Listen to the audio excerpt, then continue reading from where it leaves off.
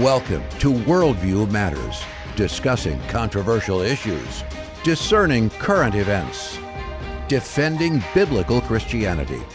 No topic off limits. And now, here's your host, David Fiorazzo. Friends, family in Christ, thank you so much for tuning in. Another very important episode. We're talking about, in general, the spirit of lawlessness that we're seeing played out in our nightly news and across the country, particularly when it comes to the subject of immigration and manufactured crises. And I've got a book cover I want to show you because this is a brand new book from my friend James Simpson. It's called Manufactured Crisis. And we're going to be talking about this today, but not just because of this is happening now, but there's so much that we need to be up to speed on to understand why it's happening in the worldview or the spirit behind what is going on. There is an agenda. So I want to bring in author James Simpson. The website is crisisnow.net. That's crisisnow.net. And James, thank you so much for your time today and for being back on the podcast. Hey, David. Great to be with you again. Thanks for having me. Good to see you. We were just talking before we got on that I was introduced to you and Trevor Loudon through Curtis Bowers. And it's just such a blessing, the people that I've been able to glean from and learn from in all these years that we've known each other. But I haven't met you in person, but we have done several podcasts together, and you've done some great work, great writing and research, brother. So I want to start. We're going to talk mainly about this book, Manufactured Crisis, because you look at that cover and you're going, well, that looks like the Black Lives Matter Global Foundation Network riots that were China-driven, Marxist-driven in 2020 in the summer of love, COVID, whatever else. But it looks like now it's taking place in Portland or Chicago or LA with the immigration battle and the war against the police and the National Guard sent in. We're going to talk about all that, but I want to start with Charlie Kirk. And there's a reason we want to talk about him and his effect. You've met him. He's interviewed you. You guys have spoken together, and he actually loved one of your books. But I want to quote him and get your response on just where we're at in America after the assassination. He said, the question in front of us as the American church is that we have had this beautiful blessing called the United States of America handed down to us by our forefathers. This idea of liberty is God's idea, not man's idea. And whether or not the United States of America will continue to exist in any recognizable form is completely and solely dependent on whether or not those who call themselves Christians, churches in America, will be willing to say, Lord, here I am. Use me for your purpose, and will elevate the fight for truth, freedom, liberty, and America, much more than ease and comfort. End quote. Charlie Kirk, Turning Point USA. James Simpson, your first thoughts on just, well, we know he's brilliant. He is and was brilliant. He's home now, praise God, absent from the body, present with the Lord, where we all want to be. But his work, oh my goodness. He did such an amazing work when he was here in 31 years. Just where do you want to start?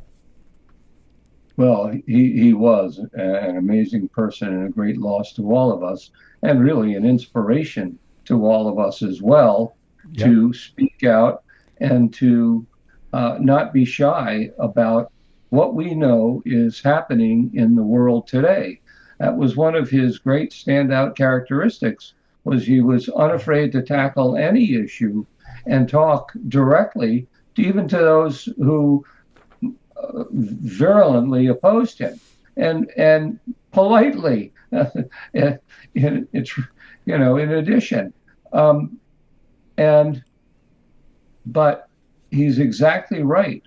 We are at a critical point in our nation's history where we have to decide if we want to live in the home of the brave and the land of the free, or if we want to live in the home of the slave and the land of the oppressed, because that's what's coming if we don't win this battle.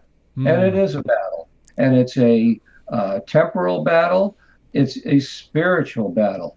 I mean, we are fighting evil We are fighting evil people. We are fighting well-meaning people who are thoroughly misguided and have been thoroughly deluded by the mass media, Hollywood, colleges and schools, as a hard thing to overcome. And of course, Lenin said, give me a generation and I'll give you I'll take your country. And then, of course, Bill Ayers, Weather Underground Bill Ayers, who mentored Barack Obama, said pretty much the same thing. Give me a generation and we'll have a generation of communists. We will change the country. And they've all set about to do that. Now, we've been a lot more resistant than they had hoped. Yes. But or maybe even than they anticipated.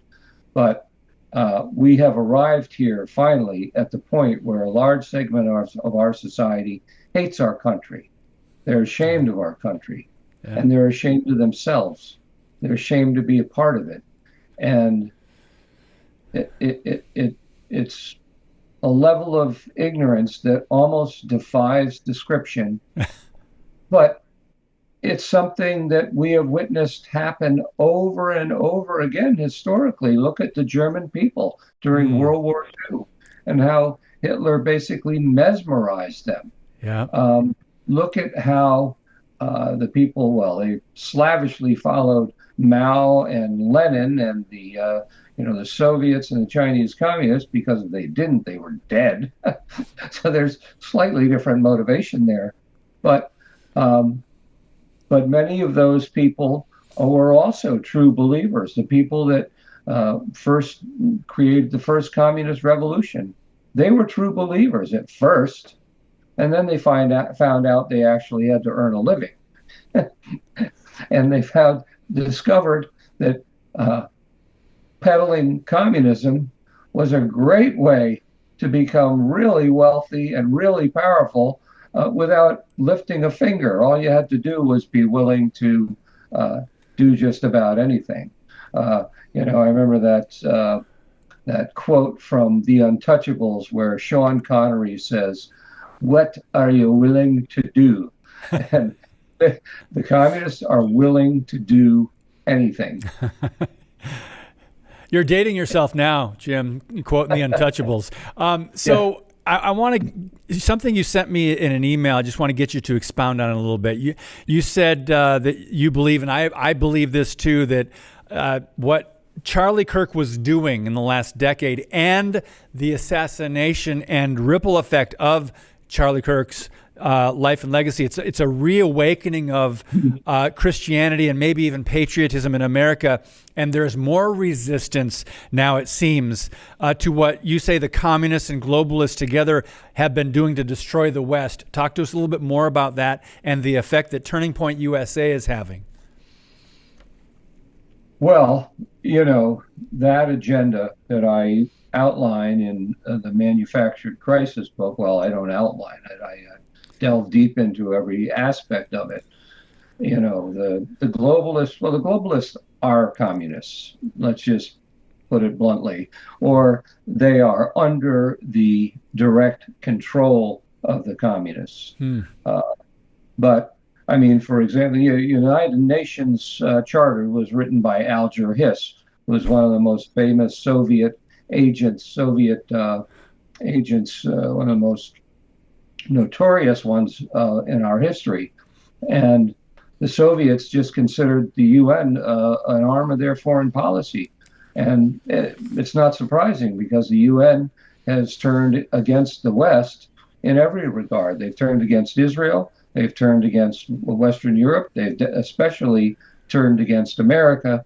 And they embody all the different agendas, the population agenda, the environmental agenda, the DEI agenda, the economy, the ESG, turning corporations into funding vehicles for their agenda.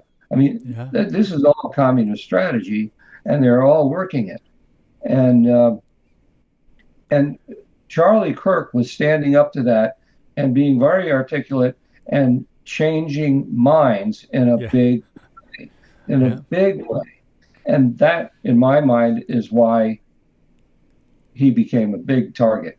And it's also why I pray for his wife every day, because I believe she's going to be even a bigger target now, because they will consider it a double win if they can get both of them. And this is just how unbelievably evil some of these people are. Absolutely no ethics. Lying is strategic. They consider lying a strategy. They don't consider it something they do as a last-ditch effort to avoid, responsibility for something. They do it deliberately as a strategy to mislead us. And but he was really inspiring a lot of people. He helped President Trump get the youth vote, and he was actually saving some people. Some people were turning to Christianity simply because of the way he talked about it. Yeah. I mean, he was an amazing preacher, even though he wasn't a preacher, And so his death shocked the Western world. At least it shocked those of us that had any sense. And we have, we elected President Trump now twice. And this is basically our way of saying we've had enough. But it took Charlie to lead the charge and articulate that out loud. And now we all have to follow that lead and speak out loud. We never had to put up with all this garbage. But we have. And, the cat's out of the bag. They're out of the closet. We know who and what they are now. We don't want it. We don't need it. And we're not going to take it anymore. Yep. I mean, I really believe that if people don't understand what the other side is pushing for and fighting for, I don't know if their head's under a rock or in the sand or whatever. But you said something very interesting, and I want to just piggyback on that. You said Charlie was an amazing preacher of the gospel, not only a patriot and a freedom fighter, and how articulate he was, but he boldly shared the gospel and was a defender of the Christian faith and, of course, our history in America. But he was more bold in the gospel and his articulation and defense of the faith and the biblical worldview than too many preachers and pastors that are in churches now. And that's sad. So what you said, we individual believers in Christ, we're the ones that have to carry this on and have to impact our culture for Christ and righteousness and continue to fight. One thing I wanted to get to, Jim, you told me you were interviewed, or he interviewed you on his show about your book, The Red-Green Axis 2.0. And Jeff, bring up this cover. Now, you guys, you can get this on Amazon. And I just want to briefly mention it's a collusion between the Democrat Party, American communists, socialists, and other brands of, quote, progressives. And the red and the forces of Islamic Jihad are the green, so named because the color green carries symbolism in Islam. It's on their flags over there and everything. And gosh, just what the fight we have in our streets now between, it's not a fight, but the pro-Palestinian marches, and they're basically pro-Hamas. They've got the Palestinian flag. It actually is astounding. But one thing you said, Jim, and I'll let you speak. You said in an email to me, the left keeps proving everything I have said in this book, Manufactured Crisis, and my prior books. So what we're seeing played out in America, they're proving everything that you've said. Talk to us more about that. Well, really, yeah, and actually, the red-green axis. I guess because of Mamdani, his, very outspoken Marxism and attachment to radical Islam, that's become a top, because he personifies the red-green axis. So does Ilhan Omar personify the red-green axis, and Rashida Tlaib. These are people who all are part of the red-green axis. And, I wrote that second book in 2019. The first one, called The Red-Green Axis, Refugees, Immigration, and the Agenda to Erase America, was written in 2015. But, I've been writing articles about these things since 2002. And I became aware of what was happening in our country in 1987. I had an epiphany after a year-long independent research into answering questions for myself of why things were happening the way they were around the world. And honestly, I didn't sleep for 3 days. It was such an epiphany, a horrifying epiphany. I didn't sleep for 3 days. And then, of course, the more you talk about it, you point, oh, there's guys that had their epiphany in the 1960s. There's guys that had their epiphany in the 1950s. I talked with the Cuban expatriates who had fought in the Bay of Pigs, for crying out loud. I got to know a lot of different people and how this agenda operates and what's going on in our country.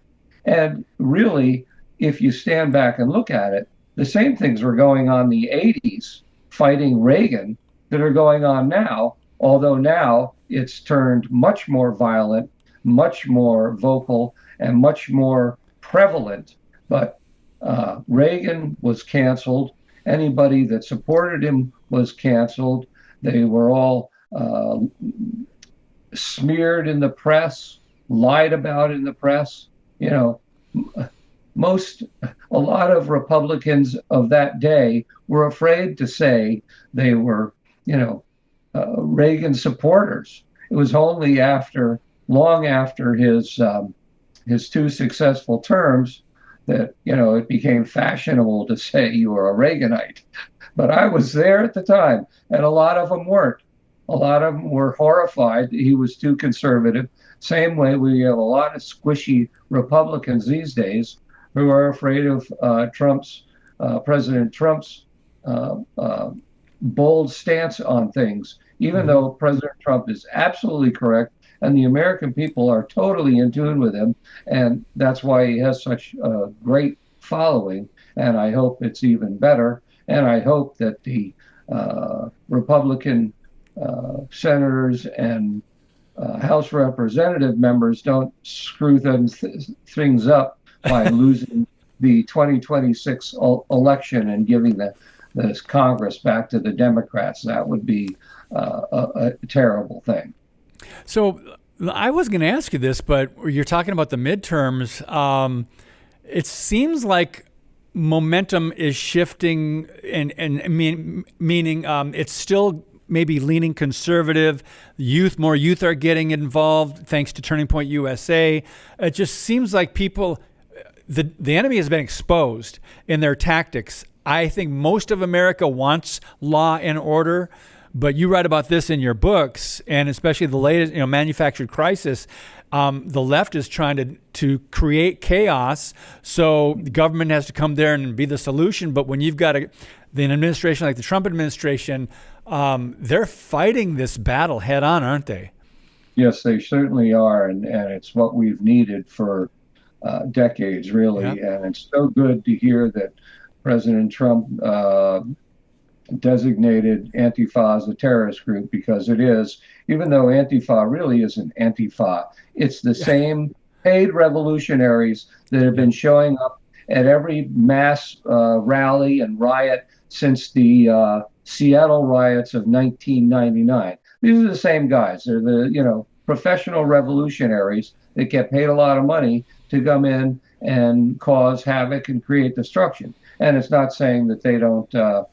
They abide by. They love that ideology, but the ideology really is just an excuse for them to go wild and smash things and break things and kill people and hurt people. And so, yes, they're a terrorist organization.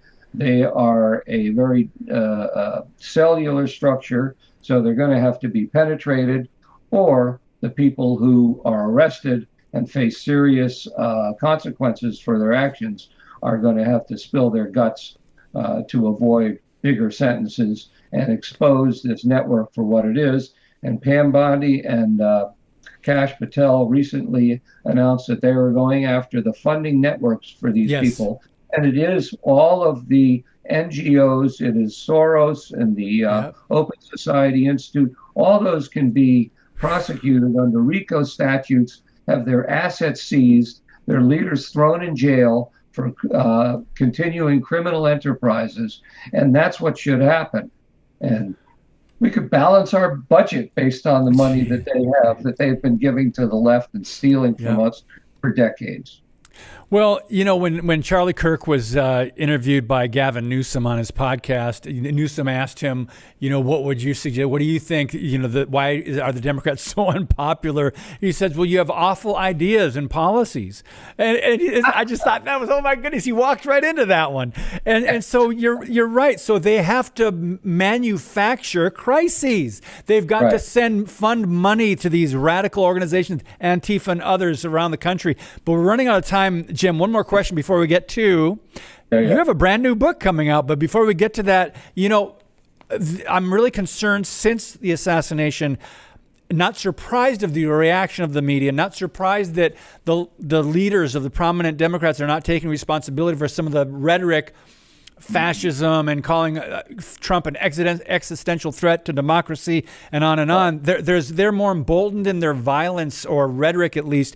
But I want to ask you about this one story real quick. This Democrat in Virginia, this attorney general candidate, despite his violent, disgusting texts about killing Republicans, he hasn't lost any backing, as according to the timing of this podcast that we're recording with James Simpson. He hasn't lost an endorsement when he was talking about murdering a former Speaker of the House, a Republican, Todd Gilbert, and even to see his children killed. And another quote, he says, Gilbert gets 2 bullets in the head. And this has come out, and it's like the Dems are not avoiding him. They're just not saying anything about it. What are your thoughts on where we're at? Well, basically, I think he embodies the attitude of a lot of people on the left. He just said it out loud. Yeah, he just said it out loud. Yeah. And Danny has said things like that, and not that explicit, but things like that out loud as well.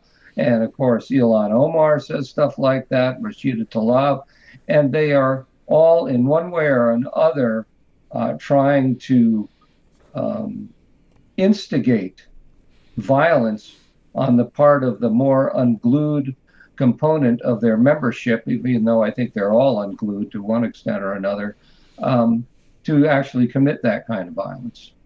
And they legitimize it by making those kinds of statements without any pushback or without any objection from their own party. Yeah. One more thing before we get to your new book. I just happened to pull up over at Newsbusters. The Media Research Center does wonderful work, friends. How did the media report on this? Imagine if Trump or a Charlie Kirk or a prominent Republican or Christian, a pastor, would say something like that. Imagine the news it would be all over the place. This guy named Jay Jones, his text messages in this story about killing Republicans or shooting the guy with the bullets in the head, 63 seconds on NBC. How much time did ABC, CBS, and PBS give it? 0.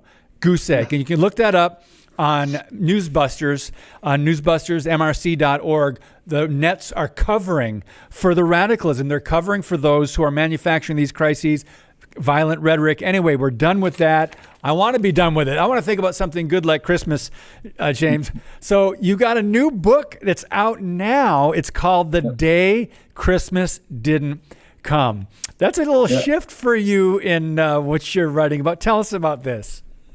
Well, this is a book about a girl who wakes up Christmas morning, a girl who loves Christmas. She's 10 years old. She still believes in Santa. She still believes in the spirit of Christmas, and that's important. And she wakes up Christmas morning, and there's no tree, and there's no presents, there's no nothing, and her parents don't even know what she's talking about when she asks them what happened to all the gifts, what happened to the tree and everything. And she goes to school, the same thing. She talks to her teacher, the same thing. As she's going through town, she notices all the places that used to be churches that had creches in front of them are now just like community centers or some other kind of building. And she goes to her backyard on the swing, and the tree starts talking to her. the tree, the old oak tree, starts talking to her, and he tells her she's the only one who knows where Christmas, that Christmas still exists, and in order to save it, she needs to go to this magic place where Christmas is made, called the Inner Kingdom, and she makes the decision to do that, and she is joined by Dewey Diggins the mole, Bruin the bear, and Jitters the squirrel on their year-long adventure to find the white reindeer who they hope will save Christmas. And this is a real adventure story. Consider the Chronicles of Narnia, it's like that, or The Hobbit, it's like that. And cross it with the Grinch Who Stole Christmas or something like that. But it's a classic, and it has a very strong Christian message. Though if you were just reading it as a non-Christian, you wouldn't necessarily catch that, because it's subtle until the end, and then when the end comes, you get the whole thing. You get the whole thing capsulized in one beautiful long passage. And I'm not going to be a spoiler and tell you what the end is or anything like that. But it's a really good book, folks, and it's a fun book, great to read to your kids or your grandkids, before they go to bed.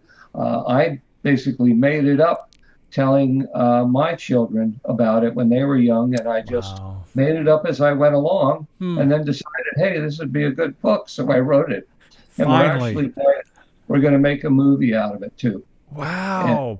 And the movie is going to be great. It's going to be a blockbuster. I hope and pray, because it really has a powerful message, and it brings back the kind of stuff that we knew about as kids at Christmas and enjoyed. We didn't have to go through any of these psychologically terrifying stories that they put out now about Christmas, all the woke nonsense blended in with everything. It really kind of, the story itself restores the idea of Christmas. Praise God. What a great timely book. It's already, we're moving through October quickly. Friends, it is over on Amazon, The Day Christmas Didn't Come. You can get it right now on Kindle or the hardcover, and James' website, crisisnow.net. We so appreciate this, and that book sounds wonderful. I'm going to have to check that out myself. Brother, thank you so much for all you do, and we'll do this again, Lord willing. Thanks so much, David. You're welcome. God bless you, friends, and as always, keep speaking the truth about things that matter.